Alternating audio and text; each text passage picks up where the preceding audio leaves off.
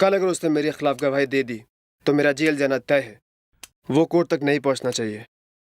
उससे मेरा क्या फायदा? 10 लाख हार्ड कैश।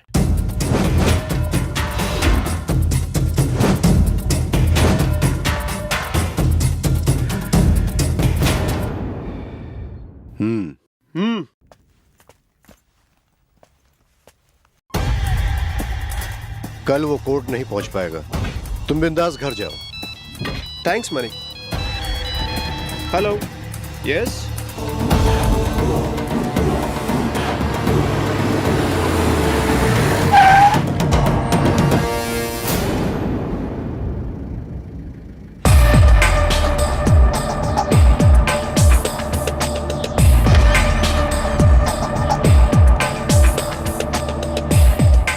शाम को जल्दी आना। ठीक है, आ जाऊंगा। ठीक है। पापा को टाटा। बाय बेटा, बाय।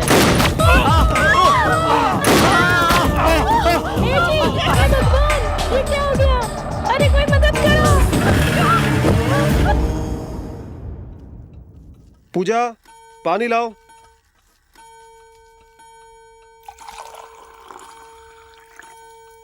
पूजा, सुबह थोड़ा जल्दी उठा देना। ठीक है।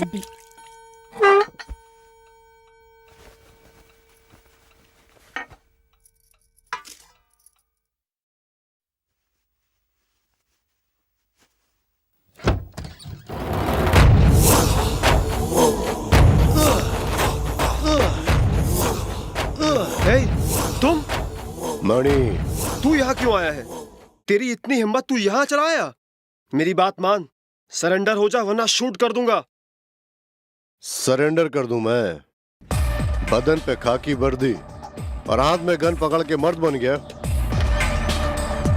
टीवी और पेपर में तेरा फोटो आ गया तो तू बड़ा हीरो बन गया। मणि, मणि, मणि के सामने कोई कुछ नहीं है।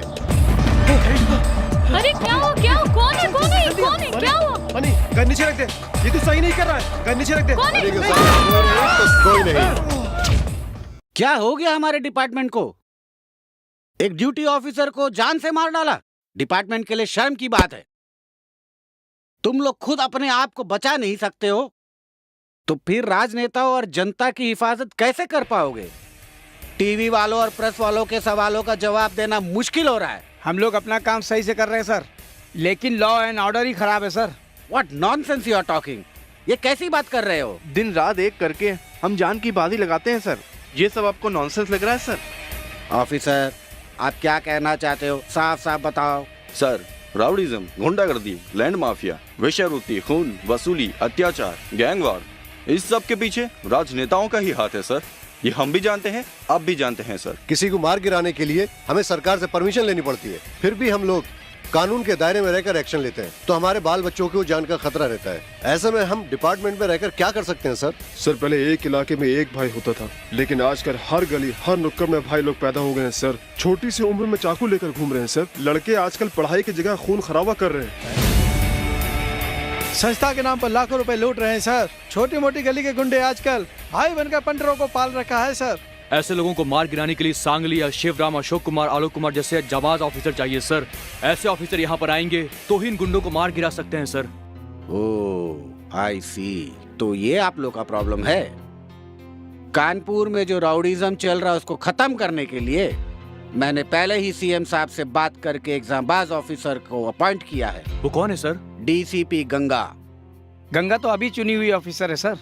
जी हाँ, क्यों? नया ऑफिसर इस केस को कैसे हैंडल कर पाएगा sir?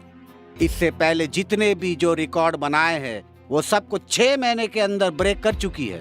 Young and energetic girl, 2010 IPS batch number 405, the best athlete, the best kick boxer, best fighter and also sharp shooter.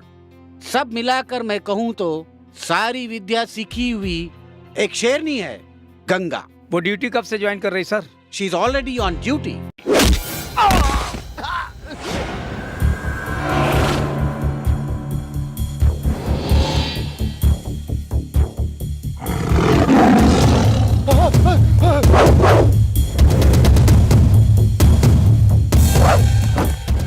मेरी भाई, बॉम्बे का कह के तुम विदेश से लड़की बॉक्स से बुलाई है, उसकी एक लात से मेरी हड्डी तो क्या नसों में खून का दौड़ना भी बंद होता जा रहा है।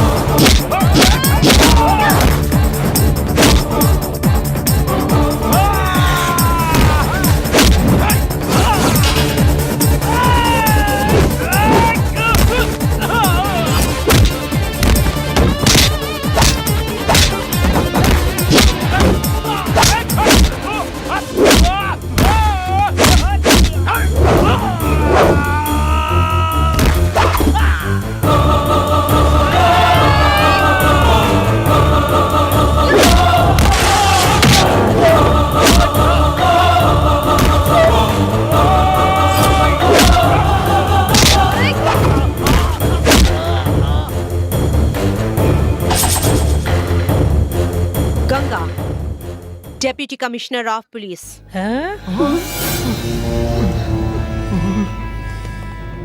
ए, लड़की को क्या तुमने बिकने वाला फल समझ रखा है जो कोई छक्कर फेंक देता है?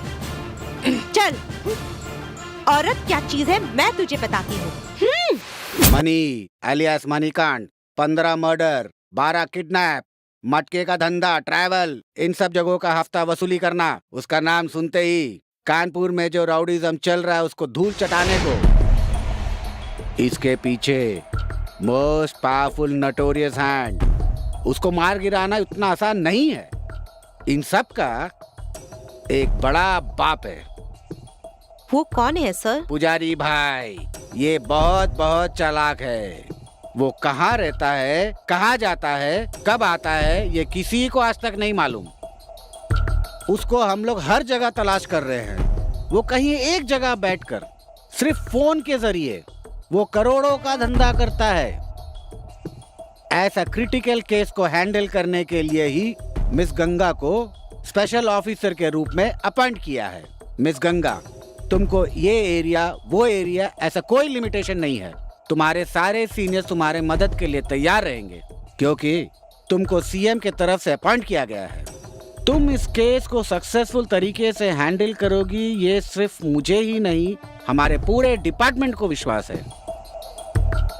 Thank you sir. आपने जो विश्वास किया है उसे मैं पूरी ईमानदारी से निभाऊंगी। ये कीड़े मकोड़े चाहे किसी भी बिल में घुसे हो, मैं उसे खोद कर निकाल कर उनके साथ पुजारी की भी चिता जलाऊंगी। My target is to kill that pujari. All the best. Thank you sir. Bye पुजारी भाई। ठीक है, मतलब की बात कर। ए रफीक, तू अपनी जबान से मुकर गया है। 50 लाख अभी तक नहीं पहुंचा है। जुबान से पलटोगे, ये भाई तुम्हें नहीं छोड़ेगा। अपुन ने जिससे भी वादा किया है वो अपुन ने जिंदगी में निभाया नहीं, समझा क्या? ए रफीक भाई, पुजारी भाई। ए पुजारी, मंदिर में जाकर घंटी बजाने के बजाय तू वहाँ क्या कर रहा है? ए रफीक, हिम्मत है तो तमंचा लेकर सामने आबे। साले, मैं या तू आजमा कर देख ले। पुजारी के सामने ज्यादा मत बोल, काट डालूंगा, जबान काट डालूंगा। अरे रुक किधर जाता है? हाँ? अरे रुक, अरे भागता किधर है? क्या बोतल है? अरे तुम बच्ची साहब